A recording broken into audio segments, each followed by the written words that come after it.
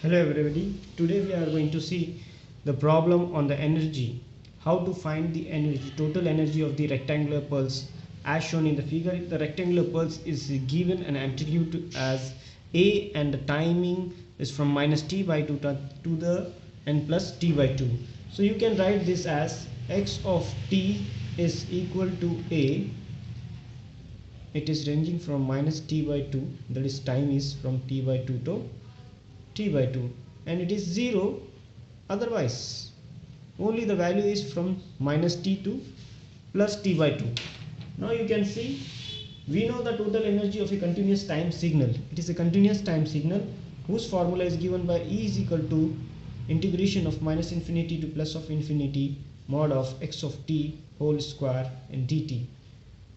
Since we know the unit, you can say limit of integration over here, no need of integrating from minus infinity to plus infinity. We have the limit minus t by 2 to t by 2. Substitute the limits in the integration, that is minus t by 2 to plus t by 2 and x of t whole square dt.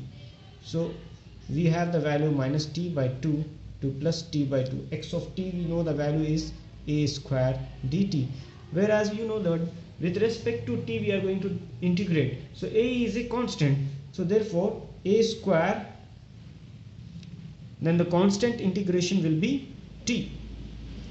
So it is from minus t by 2 to plus t by 2, which is equal to a square into t by 2 minus of minus t by 2.